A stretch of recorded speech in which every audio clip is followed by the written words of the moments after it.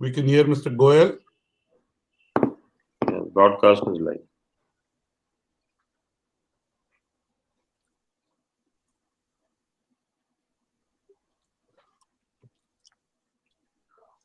Hello everyone and welcome to KLF Bhava Samvad.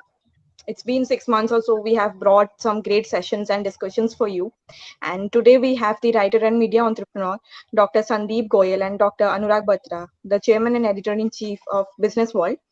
The session will bring the discussion about Dr. Goyal's book, Future Shock. Dr. Sandeep Goyal is an advertising and media veteran with over 36 years in the business.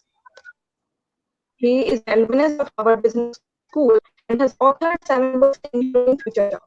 He is currently the CEO of the Punjab Police Authority. He chairs the advisory board of Snapchat in India. He is the chief mentor of the Indian Institute of Human Brands and also chairs the Forum for Ethical Use of Data. Dr. Anurag Batra is a serial entrepreneur and a mentor to many successful entrepreneurs. Dr. Batra is also an author, an angel investor, and a TV show host, and the founder of the iconic Exchange for Media Group, and the chairman and editor-in-chief of Business World, as I mentioned earlier. Now, I would like to hand over the time and session to our guests, and I would also request our audience to catch us live right now. Our sessions will also be available on our official pages, and you can catch us later. Thank you so much. Thank you so much. It's an honor and privilege to be here and talk to a accomplished, multifaceted leader. I've known him for almost more than 2 decades, and I can say that there are very few people who are prolific. If the word prolific was possibly invented for Dr. Sandeep Goyal, and I'm not exaggerating, let me tell you that he ends up writing at least 2 articles a day, sometimes 3, 4 articles a day, has a sharp wit, have a nuanced viewpoint. And when it comes to writing books, he started very early. His first book was The Dum Dum Bullet. And then he wrote his second, which he co-authored, called You're Hired. Uh, then he wrote Conjo, The Fighting Spirit, which is published by HarperCollins. Now, he's really seized of what's happening around us. His latest book is called The Future Shock. He's trying to look at what will happen in the future. Let me introduce the Elvin Toffler, Mr. Sandeep Goyal. Welcome, Mr. Goyal, to this discussion.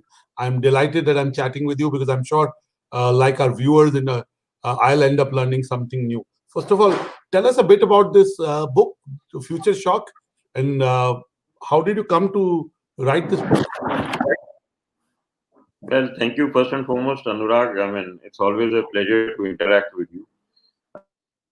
If there is somebody in business media who's as sharp as you, there's no competition. I mean, you stand out. So I am delighted first and foremost that you are anchoring this session. As far as the book is concerned, well, way back, almost 40 years, I must have been maybe 16 or 17. My mother gifted me a copy of Alvin Toffler's Future Shock. And if there's been one book that has had a kind of seminal impact on me, it is the reading of that book. So, I have in my 35, 36 years of being in business, seen a lot of, change. I have seen a lot of new things happening in business. But I think in many ways, the year 2020 has been unique. I mean, I don't think any one of us has seen anything quite like this in living memory. So I think when the world had completely shut down, all the lockdowns were in place and the pandemic had just kind of taken off and streets were deserted, cities had no people around and businesses were shut. I think the inevitable question on everybody's lips was, what next? And that is where I think this book, Future Shock, was born. Because I have this, journalist friend, and one day he and I were chatting. I mean, in those days, you had all the time in the world to chat. There was nothing else to do. So we got chatting about this whole thing about, what next. And so he we discussed one subject and then we moved to another and to another and to another. And he turned around and he told me, he said, this exchange that we are having is interesting enough for you to write on. So why don't you write for me? So I said, I can write for you, but the problem is that, everybody to these days only wants to consume short, pithy stuff, 1 minute read and 2 minute read and whatever. But whatever you and I are discussing can be really, really, lengthy. In any case, we agreed to get me started on a set of essays. As it started out, the first of the essays turned out to be 5,000 words. So I didn't even know whether to send it to him or not. So he said, no, why don't we just run it? So we ran it, and the feedback was just absolutely overwhelming. I mean, that very day, I must have got 400, WhatsApps, and the publication got one hell of a lot of response. And that is how, I got started on this journey about writing a few essays on what the future possibly would hold. And then once I had written about six of them. I had about 30,000 words already under, the cover. My publisher called up and he said, "Why don't we just make it into a book?" So I wrote a little more, and here we are. So this is the book, Future Shock, which we, published a few weeks ago. Available currently on Amazon and Flipkart, and doing reasonably well. So that's the backstory to Future Shock. Thank you so much. Now, clearly, when you write a book, and especially when you're trying to predict the future, you also have to look at history. You also have to do research. Tell us, what is the kind of research that went into kind of piecing trends together and in some way predicting the future? Dr. Batra, as you rightly said, you can't be talking about the future without first talking about yesterday and then be talking about today. So I think one getting the time perspective right in a book like this becomes very important, because while we say that history kind of repeats itself, in a situation like this pandemic, there is really no history. The last of pandemic really happened 100 years ago, and in that interim of time, life has changed, everything has changed, the world has changed, technology has changed, healthcare has changed, everything has changed. So one is, yes, it was very, very useful to look at what happened in the past, or how the past could possibly be mirrored into the future. It was also equally interesting looking at possibilities of what is happening today, and therefore, are there elements of today that will fast forward themselves and therefore, look bigger or look sharper or look, more severe in the days to come. But at the end of the day, I think when you're looking at what the future possibly holds, uh, it requires, I think, looking at various perspectives and not necessarily perspectives on the single domain that you're writing about, because this is more like a multidisciplinary kind of orientation to a narrative. So what I have had to do is really read one hell of a lot, and I think in that way the pandemic helped, because there was nothing else to do.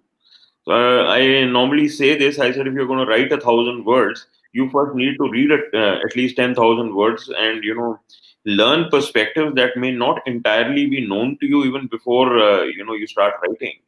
So a huge amount of, I think, reading needed to be done. Luckily, I have a very, very large library, and of course, there is always Google, and Google has answers to everything. I mean, you just need to know what are the questions you're asking Google. Google has the perspective. Google has, as you very rightly said, the nuances, and Google has a treasure trove of information. It's then a question of how do you dig into that huge amount of information and make sense out of it. So I have tried. I mean, I've written across maybe a little over a dozen domains. Many of them I understood but did not know extremely well. And there are domains that I understood, well, but then I had preconceived notions about.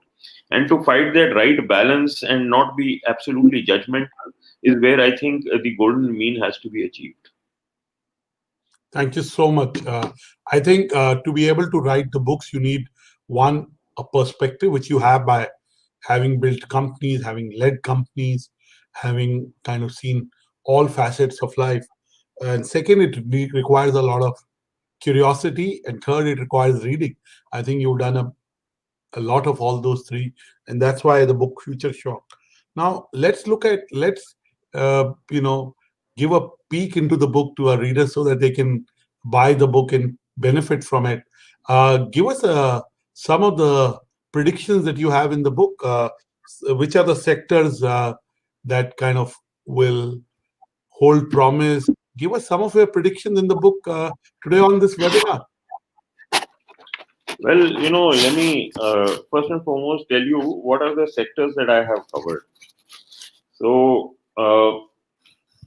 I have actually 7 major essays, and those major essays are about 5,000 words each.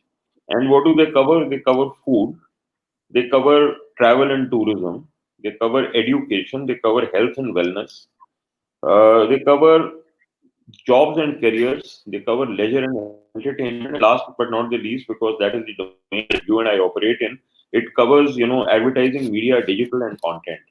So those are the big essays. They are, each of them cover 25 broad trends in each of these domains. In addition to this, I have written shorter essays, and those shorter essays cover beauty and personal care.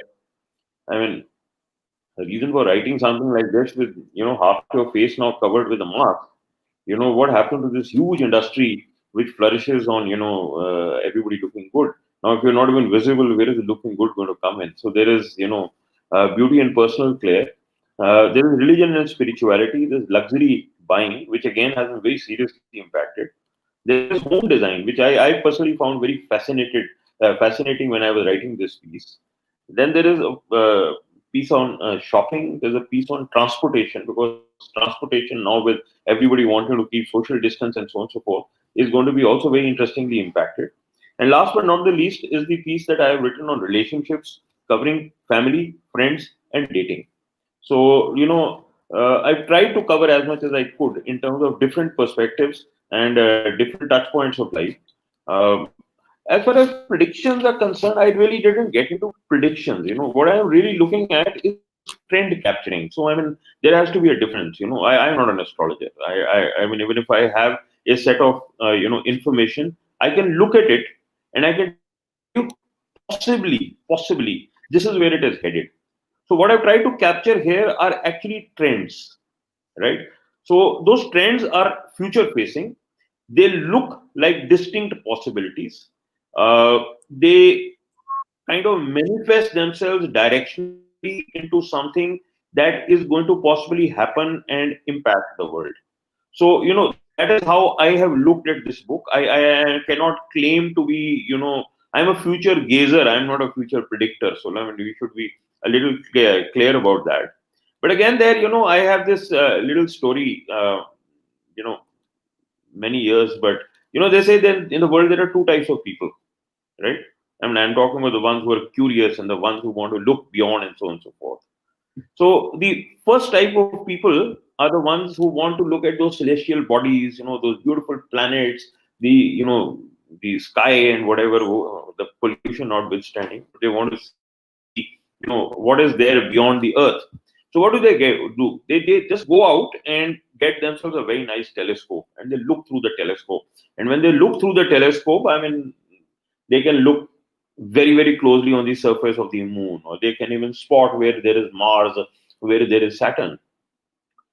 There is another body of people, and those body of people, they are not the astronomers, they are the astronauts. Now, the astronaut will say, I don't just want to be here, I want to actually go to the moon. And when I go to the moon, I will have a first hand experience of what is happening there. So, this future gazing is kind of halfway between being an astronomer and being an astronaut. You try and get as close to the subject as you can, and you look at all the information available, and then you try and extrapolate by saying, if I'm looking at all of this and there is all the material available, what does this point towards? So that's what I've really done. And I mean, just to take you through, say, any one of these chapters. I mean, let me take you first through, for example, the chapter on food. And on this, I must tell you, I mean, besides looking at everything that I did in terms of Google and all of the information available and so on and so forth, I also had the good fortune of speaking to very close friend of mine, partner of mine in one of our businesses, which is the famous Indian chef Sanjeev Kapoor. So, I mean, many of the perspectives that he has are, of course, much closer to what reality holds in terms of the business. So, we started by saying, for example, that one of the big changes that is going to happen is the branding of commodities. Now, you'll ask, what is branding of commodities? Abhi tak kya hai? I mean, what are the things that we were traditionally branding? Uh, Tea is an item that got branded over the last 30, 40 years. Cooking oils, for example, got branded over the last few years. But then atta, for example, started to get branded. But now with this extra cautious, you know, attitude that everybody has in this pandemic, one of the big things that is going to most likely happen is that every commodity that we consume, be it dal, be it suji, be it chini, be it chai, be it poha, be it sabudana, be it haldi, be it jeera, we would look for some stamp of assurance, something that reassures us that this product has source credibility. It has the necessary, level of quality. Ye nahi, I will go to the nearest, grocer and, he'll pour something out of one dirty sack. So that extra cautiousness that customers will now seek because of the pandemic will create a major trend towards branding of commodities. So I have looked at really, micro trends like this and said, therefore, what does it mean? Again, I mean, one of the things, everybody is home, and therefore everybody had no choice but to make food at home. So what has it created? It has created a new return to home cooking. What has it created? It has created new home chefs. Now, they seem like very, very simple trends, but fact of the matter is that they could have very, very major repercussions on how the entire landscape of the food market could tomorrow look like. I don't know if I've, fully answered your question, but that's directionally the kind of stuff that we have covered in this book. Yeah, so these are, again, as you said, you're a future gazer and not a future predictor. You're not an astrologer, but not sure the astrologers predicted the COVID. In fact, a lot of astrologers said it will go away by 24th May. Then they said it'll go away by 24th September. So I'm sure you and me can do a better job at gazing at the future than astrologers. But coming back to the trends that you just talked about, the need for source credibility, you said, the need for authenticity, the need for health benefits. You said it has created home chefs, the whole do-it-yourself economy.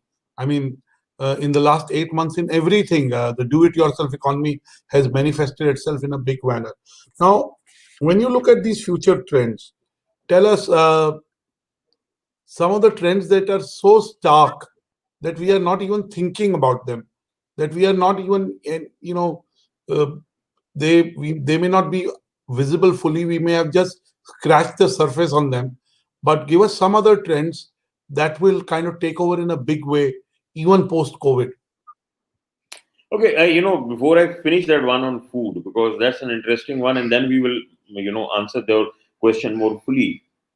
One of the trends that I kind of captured while I was writing Future Shock was that kids at home, for example, not only kids, I suppose grown-ups also, after, 1 month was fine, 2 months was fine, 3 months was fine, then they started, saying, "Arey, khana to khana hai, but I want restaurant jaisa khana." Right? Now, I am sure that was a demand in almost every house. Now, I have a very interesting trend over there, which says, when families say or kids say, "Mujhe restaurant jaisa khana khana hai," how come the noodles that I prepare at home and the noodles that are prepared by that Chinese guy, even on that, whether it is by these, truck or whether it is from the restaurant, why doesn't it taste the same? Anurag, why it doesn't taste the same? I have no clue. Okay, I'll give you the answer there. Which is where I think in this book I've taken very basic stuff and tried to explain to people how small changes will come into the home. Okay, what happens actually is that your home cooking gas, because 90% of your cooking is done on the gas, When you cook on your home gas, the temperature at which you're cooking this is about 500-600 degrees. The gas and the chulha on which the restaurant, cooks the same food, the same noodles, ranges between 1200 to 1500 degrees. Which is why when you cook at that higher temperature, the composition of food and the chemicals inside food that are released at higher temperatures are different. So one of the big changes, if this trend of home cooking and home chefs is going to continue and people do want their food to taste the same as it would taste in a restaurant, is the possibility of two things happening. One, you will change your cooking gas. The sharper ones will say, I need a cooking chulha, which is the same as the one they use in the restaurant. And two, I will be able to run that chulha at 700-800 degrees more than what I do my regular cooking. Now, try just that one little tweak in your cooking, and the end result that you will end up with is food that tastes much, much closer to what Little Ching's outside or whatever that restaurant is called than the same Chinese that you were making at home. Now, these are very, very small, tiny little tweaks that will come into the household without us even realizing that we have made that change.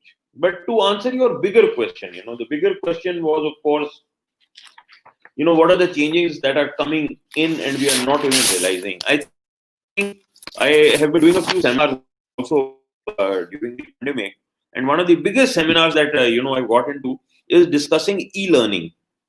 And one of the biggest manifestations of that you will see is the number of edtech brands that were advertising on the IPL. What has happened really is that during this pandemic, I think edtech, that is digital learning or distance learning or learning through the internet, has leapfrogged from anywhere between 10 years to 20 years. The sheer number of objections, the number of teachers, professors, parents, students who did not want the class to come home had no choice. So during the pandemic, one of the biggest, most enduring changes that has happened is that we have started to accept that the classroom can come home. Now, it might seem as if it is transient. I think in the long run, one of the most severe, one of the most long-lasting impacts that is going to happen is in the field of education. And in that, the most basic trend that we are faced with is the fact that the classroom has finally entered the home. Now, this has both pluses and negatives. I mean, on the plus side of it, we can it's obvious that without having to really stir out of from home, so many kids who would otherwise maybe even 10 years ago, if this pandemic had happened, there were no good quality phones available or good quality devices available, 4G connection available, perhaps the classroom would have got shuttered for a year. I think one of the biggest advantages of technology that has been over the last few months is the fact that the telecom companies have been able to sustain data. They have been able to deliver data. The quality of the internet has not really suffered, and those who could actually receive the classroom did receive it in full sum. Now, on the flip side, one of the biggest thing that has also happened is that those who were disadvantaged, did not have the devices or did not have the data or did not even have the power, have been further disadvantaged. So the difference between the haves and the have nots has actually multiplied rather than having come closer. So trends like these both have had their positives and have had their negatives.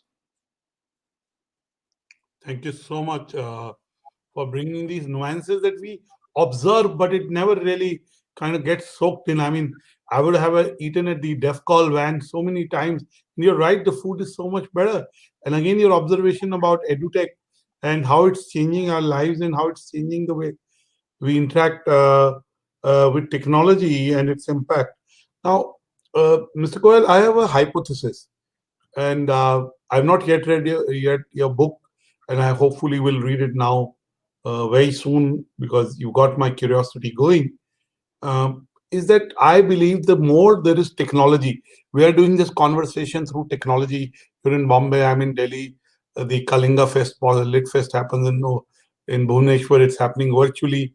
But my hypothesis: the more we use technology, the more the craving for face-to-face connection, for a meeting. So my thing is, while technology will grow, uh, the value of contact will only grow. The opportunities may become less, but there will be higher impact. What do you have to say about that? You are 100% right. I mean, there is no way that human contact can really go away, right? But as I said, with every such trend, there is both a pro and there is a con. You know, uh, when I came into business, and you have been in business for so many years, we used to say that unless you go and you know actually shake the client by his hand, business can't be done, right? And people would fly, thousands of miles to go to another city, sometimes to attend a half-hour meeting.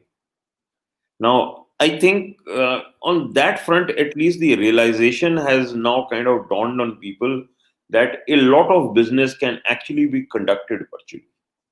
So, to that extent, I think there is a hierarchy of meetings that we are headed towards. I mean, there are meetings where it is a must meet. Must meet means I must really be face to face with the client, otherwise, closure will not happen, or the client will not really feel reassured, or the person that I am meeting will not believe that I have, my fullest commitment or my fullest sincerity to that meeting. But there are going to be, in your hierarchy itself, there are going to be B, and there are going to be C, and there are going to be D meetings, where you will start to wonder whether physical presence and physical face to face and a physical handshake is really necessary or not. Now, the interesting part about this is not just the meeting, Anurag. I think it is the ramifications and the repercussions of what something like this means. What does it mean? It first and foremost means that if business travel starts to come down, the business of airlines, the business of hotels, the whole concept of business hotels, because these were only business people who were traveling, or business class, even by that perspective, because the guys who are traveling in business class are all my age. You are much younger. You don't want to risk, if you are now in your late 50s, early 60s, or whatever. You don't want to travel, I mean, irrespective of what it means. So the repercussions of how important is that meeting. Does it really warrant me to fly to meet whoever I have to meet? If not, I'm not traveling. Now, if I'm not traveling, the whole concept of business hotels, business lunches, business travel, everything is going to get impacted. Dinners, entertainment around it. Entertainment around it, I mean, events, big events, I mean, like in IPL, I was laughing. I mean, the number of CEOs you would have seen at an IPL in normal course to be attending a final. Well, this time they all, most of them, well, stayed home, because I think the fear of the pandemic was higher than the joy of going and watching an IPL final. So you're making those choices. Earlier, you were never even thinking about it. I mean, I used to joke. I have written a few pieces also about the million miler, corporate guy.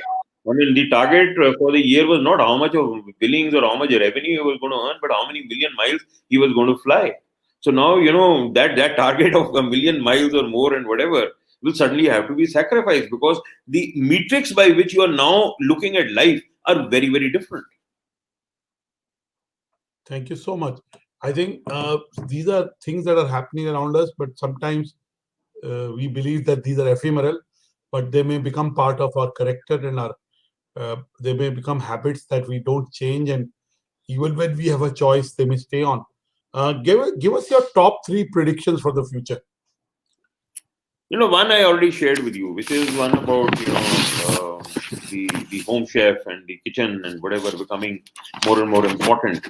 I think that's a very, very significant part of what the future holds. Just to support what you're saying, you I even think, take a just to support what you are saying. yeah, You take a high-end restaurant like Indian Accent. It has yeah, a make. Now they're sending you kits where you don't have to come, but the same yes, food can Yes. cook in your home. Yes. I mean, it's a reality. Yeah. So, High-end. I'm not even you talking about. still want the same food. You still want the same food, but you are, at least for now, you're willing to sacrifice on the ambience, on the service, on all the frills and the bells and whistles with go with a high quality meal. Now, so the importance of you know eating at home is the first major trend that I would like to stress and reiterate. I think that is one trend that is going to stay for a few years. That is one very, very important trend for the future. Two, uh, I think, and this you may find surprising, but I think religion is bound to change. The way we interact with God, because now that we have not been to our most sacred temple for like 8 months or 9 months, the fact that in all of this interim, when we needed God most, the one place that we thought we could find solace by going to the temple is something that has not happened because the temple is closed, right? So that's a a very important trend for the future. When I was a child, and they used to conduct these moral science classes, and one of the very important things that kind of was taught to us, perhaps we didn't all internalize it, but they used to say, what is prayer? What is prayer? This simplistic definition of what is prayer: prayer is talking to God. Prayer is talking to God.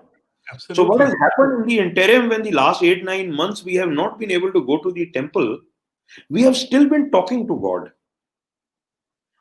So one of the things that I think which is very, very important is the way we talk to God. The way we talk to God is going to undergo some amount of change. Now, each one of us is going to interpret that change in our own way. But one thing we have kind of in the last 9 months learned is that going to the temple to talk to God is not necessary. I am sitting at home and yet I am having a dialogue with God. So I So see that as a very important, very interesting trend. I mean, it's not redefining anything. It doesn't mean that I have become more religious or I've become less religious. It is just that the temple was shut, or the Gurudwara was shut, or the mosque was shut, and I just couldn't go and access God in quite the shape and manner that I was used to. So I have no choice but to now look at God and my relationship with God perhaps a little differently, right? So that's another very interesting trend. The other trend that I want to kind of point out to you is that, you know, there was this whole concept all the time, and we've seen a lot of advertising and seen a lot of, you know, editorials and, a lot of write ups and press and whatever about this whole concept of wellness. Now, what I believe is that the coming of this pandemic has kind of also redefined the boundaries of what is wellness about. Now, I'm going to quote from the book because, what I've written and sort of taken into the book is that wellness itself has many components. The first and foremost that has now come in the foreground is emotional wellness. What has happened with people staying home, not being able to go out, not being able to interact with friends, family, even going out to the temple, it has changed the overall perspective in which you know our emotional wellness has been impacted. The second very important part which we don't talk about, but which is very critical, is financial wellness. Because one of the important things that happened during this pandemic, lots of people lost their jobs. A lot of businesses got shuttered. A lot of businessmen suddenly found that companies and businesses that had run for years and years and had been inherited by families suddenly were no longer functioning. So the second dimension that we have discovered of wellness is financial wellness. The third, now again very important, what is this WFH, the work from home culture that we have suddenly been exposed to, brings into the fore in concept of wellness called occupational wellness. The fact that I used to, get up in the morning, get ready, wear my jacket, and wear my shoes, wear my trousers, but actually get dressed and go to work and sit at a desk in an organized office has completely got transformed. So, occupational wellness is another dimension of wellness that we were not necessarily, you know, kind of even aware of till that occupational wellness was taken away from our daily routine. So, another dimension of wellness that we have suddenly been exposed to.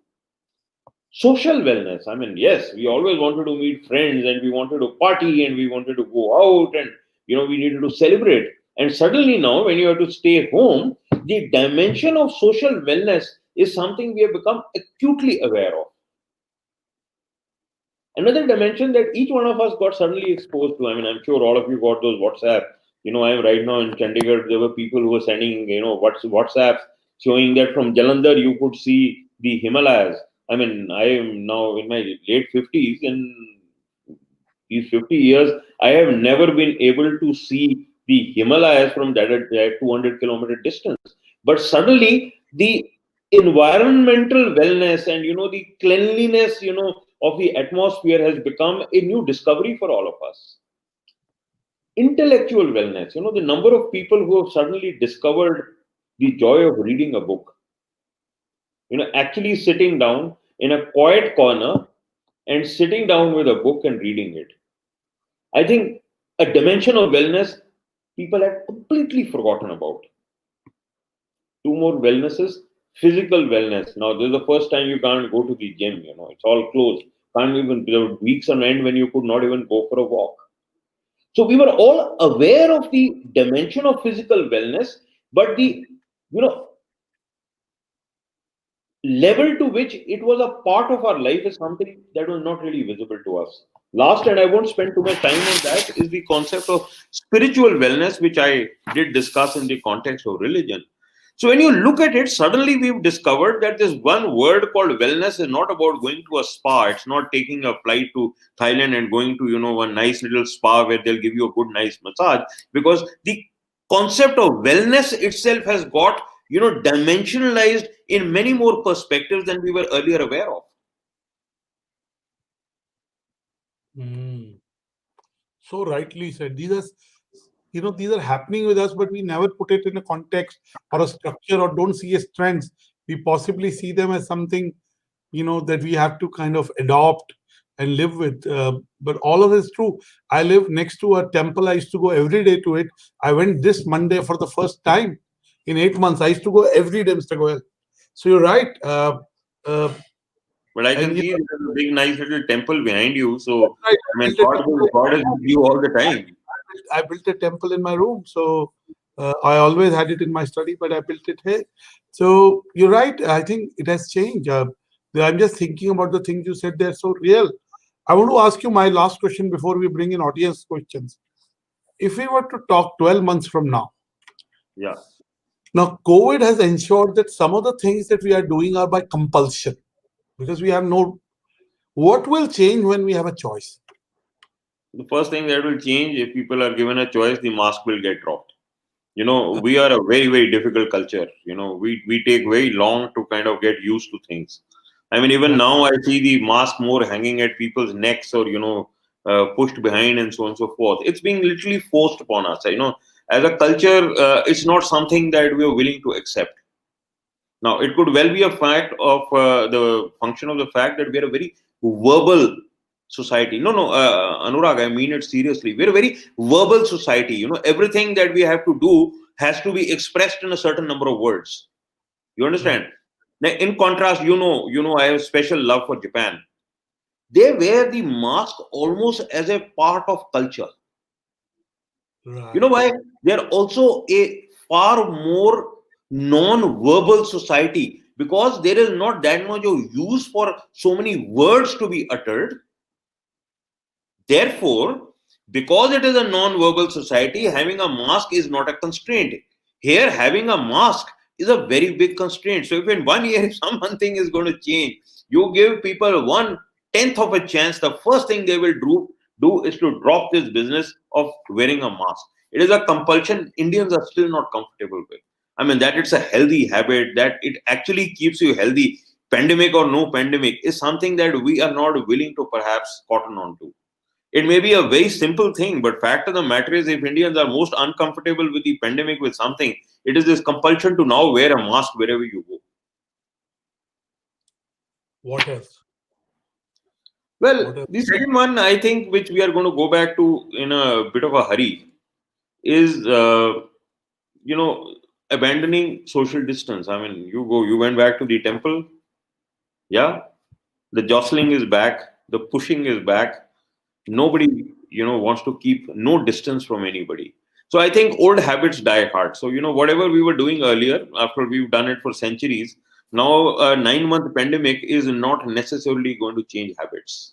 So I personally believe it is these small little things which are difficult to change, and they may have been forced upon us, literally. And the moment that urgency or that requirement is no longer there, we are going to quickly lapse back to where we started. I mean, you see one thing, I mean, I don't know if you noticed this, but when the pandemic started, everybody was washing hands the moment they came in. They were using the sanitizer 11 times a day.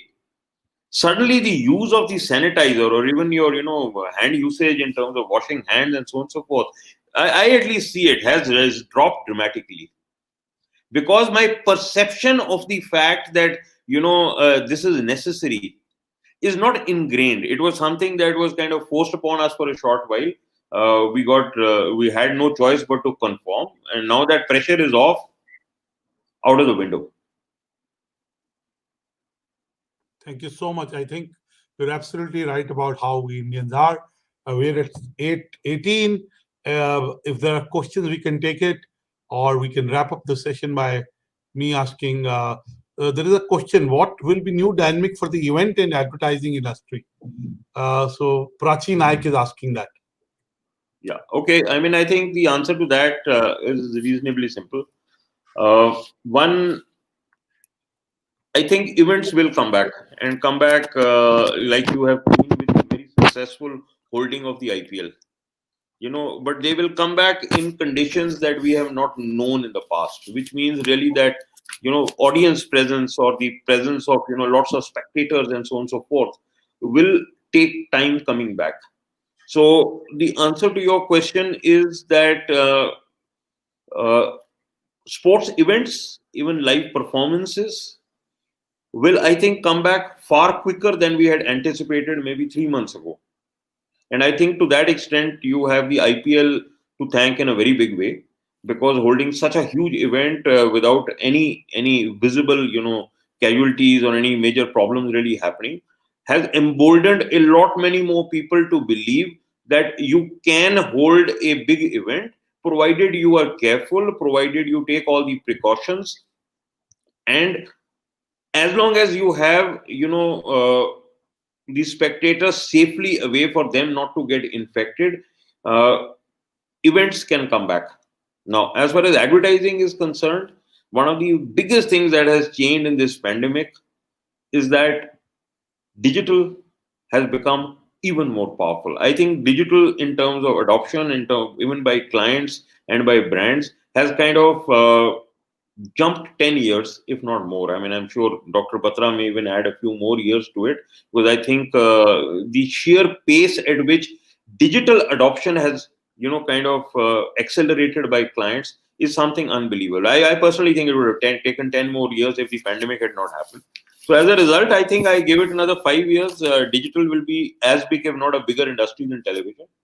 Now, within television, large chunks of the advertising markets have really gone to OTT, something we could really not have foreseen maybe even a year ago. So the dynamics of this entire event and advertising market is changing, and much of it is really being accelerated by the arrival of digital in a very big way. Thank you so much, Yosai. Kamal Khiani is asking, work from home, is this sustainable? Will it last? Its impact on wellness as defined in the book. Thank you, Kamal. Thank you very much. Kamal joined us actually from Dubai, so a very big thank you to him. You see, work from home, is it sustainable? Yes, it is sustainable. But it is sustainable in a few industries. In a few domains. I mean, wherever there is a huge amount of intellectual work to be done, which can be done on a computer or can be done on a laptop, and can therefore be, sat on a desk and be done, it is sustainable. Wherever you require face-to-face, interactions. I mean, if you're going to run a shop and that shop needs to be manned, there is nothing that work from home can really do. The interesting part, Kamal, however, about work from home is that now work from home is possible by even being in your native place, which is where the big dimensionalization of WFH has actually happened. It doesn't necessarily mean that I work for a company in Mumbai and therefore I was living earlier in Mumbai and now I need to continue to be in Mumbai to be able to work from home. So the one big joy that has come with the WFH being a possibility that is going to last long is that a lot of people have been able to go back to the small town that they actually came from, reduce their costs, be closer to families, and yet be able to do work in a company or in a job that they wanted to actually do. So to that extent, it has been a positive, move forward. In fact, a lot of companies have really discovered that there was more, impact of the pandemic in the big cities. So as a business continuity program, many companies are today actively looking at saying, you are an employee, you live in a small town somewhere where things are not getting as badly impacted. It's actually better to have you there. Now, I don't think HR guys would have been amenable to a argument like this, till they actually saw it happening during the pandemic. So my view is WFHS is a good move forward, opens up possibilities for a lot many people, including women, because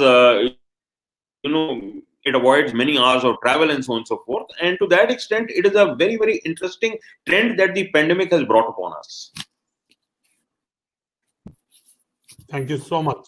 Last question, Sandeep Bangyal asking, don't you think business travel will be back soon enough?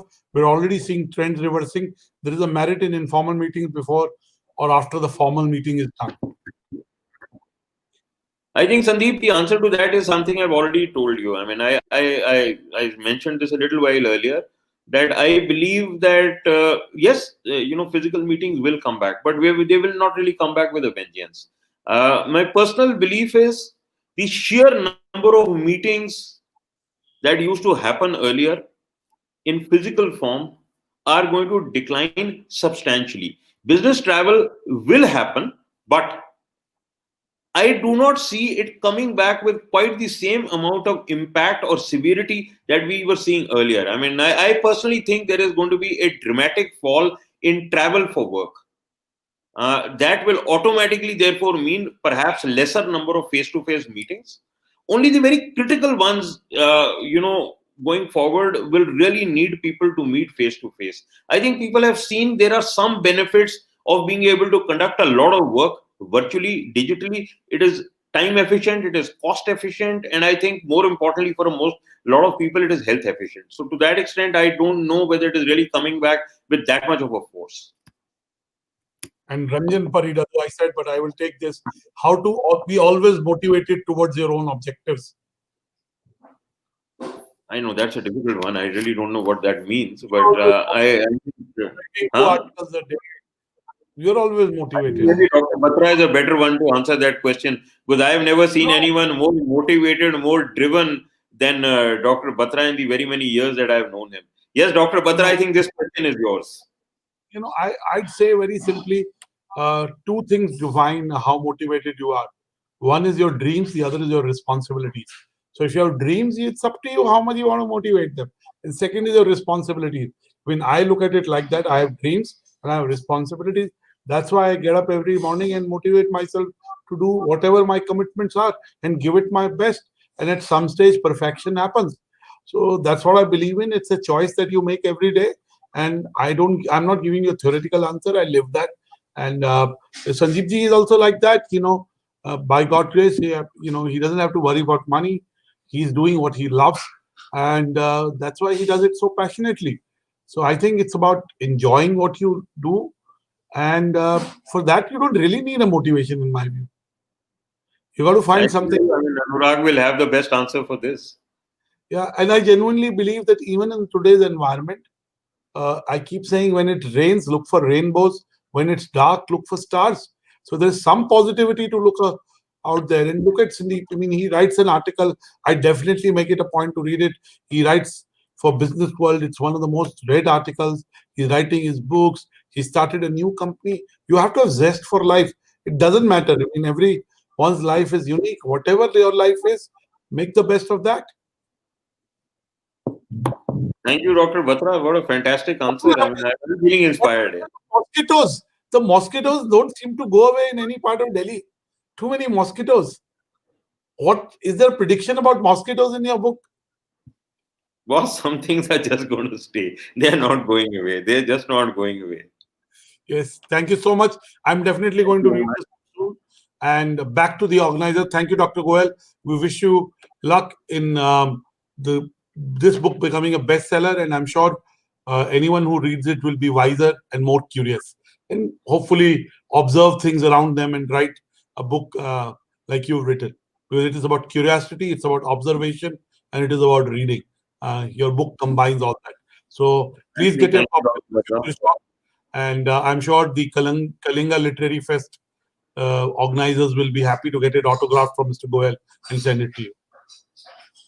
Yeah. Many thanks to the organizers for this session, and thank you, Dr. Batra, for joining us and for being the anchor for this session.